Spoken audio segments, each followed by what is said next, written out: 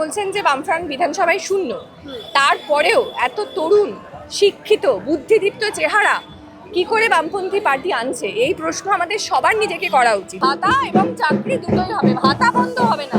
ভাতা তো কারোর ব্যক্তিগতভাবে কেউ দিচ্ছে না, বাড়ি থেকে সরকারি প্রকল্প সব রকমের ভাতা থাকবে, দরকার হলে ভাতা বাড়ানো হবে, সেই সঙ্গে চাকরি হবে।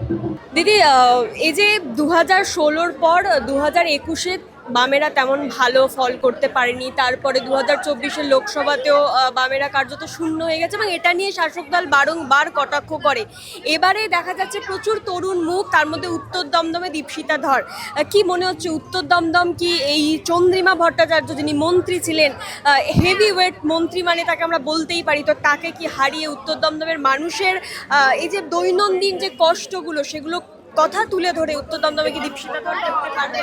দেখুন, বারবার করে শূন্য বলছেন, শূন্যটা আমরা বিধানসভায় বামফ্রন্ট বিধানসভায় শূন্য, কিন্তু মানুষের জন্য মানুষের সঙ্গে এবং মানে প্রভাবে কিন্তু আমরা কখনোই শূন্য ছিলাম না। ফেয়ার ইলেকশন যদি হয় তাহলে এই ইলেকশন একটা লেফট রিসার্জেন্স দেখতে চলছে এবং উত্তর দমদমের হাতে গুরু দায়িত্ব আছে সেই লেফট রিসার্জেন্সকে লিডারশিপ দেওয়ার।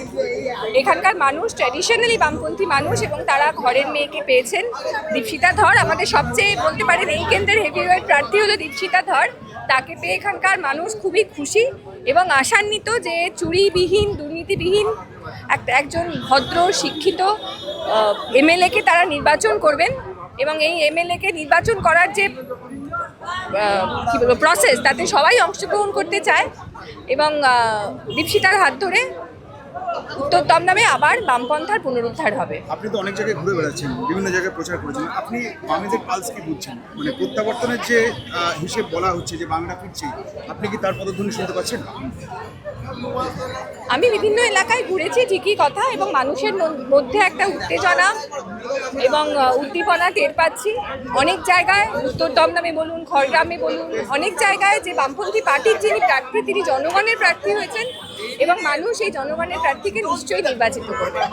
আর দিদি, এই যে তরুণ মুখ 2021-এ যেটা এতটা ছিল না, 24-এর লোকসভাতে দেখেছিলাম, এবারে বিভিন্ন কেন্দ্রে একদিকে দীপশিতা ধর আছে, উচবিহার উত্তরে প্রণয় কার্জি আছে, আরও অনেক তরুণ মুখে জায়গা করে দেওয়া হচ্ছে। তো এটাতে কি বামেরা মনে করছে যে নবীন প্রবীণের যে বিষয়টা কাটিয়ে যে তরুণ মুখকে এতটা এই যে আপনারা বলছেন যে বামফ্রন্ট বিধানসভায় শূন্য, তারপরেও এত তরুণ শিক্ষিত বুদ্ধিদীপ্ত চেহারা কি করে বামপন্থী পার্টি আনছে, এই প্রশ্ন আমাদের সবার নিজেকে করা উচিত। সাধারণ মানুষের নিজেকে করা উচিত, ভোটারদের নিজেকে করা উচিত যে কি আছে এই দলটার মধ্যে, এই মতাদর্শটার মধ্যে, এই ইস্তেহারের মধ্যে এমন কি আছে যে শূন্য থাকা সত্ত্বেও এতগুলো ব্রাইট তরুণ চেহারা এই পার্টিকে নেতৃত্ব দিচ্ছে। দিদি, এই যে বিজেপি তাদের ইস্তেহারে তৃণমূল কংগ্রেসের 1,500 টাকাগুলোকে বাড়িয়ে 3,000-এর প্রতিশ্রুতি দিচ্ছে, তো কি মনে হয় যে তার মানে বিজেপি তৃণমূল উভয় তারা ধরে নিয়েছে যে বাংলার মহিলারা বাংলার যুবকেরা টাকায় বিক্রি হয়ে যায়? কি বলবে? বামেদের ইস্তেহারে তো কোনো ভাতার কথা উল্লেখ নেই, ঘরে ঘরে চাকরির কথা উল্লেখ আছে। না, ভাতার কথা উল্লেখ নেই, কিন্তু ভাতা যা, আমরা ভাতার বিরোধী নই, ভাতা থাকবে, লক্ষ্মীর ভাণ্ডার হয়তো বাড়ানো হবে, সেটা মানে আমি তো ডিসিশন মেকার নই, তবে আমার ধারণা। কিন্তু সেই সঙ্গে ভাতা এবং চাকরি দুটোই হবে, ভাতা বন্ধ হবে না।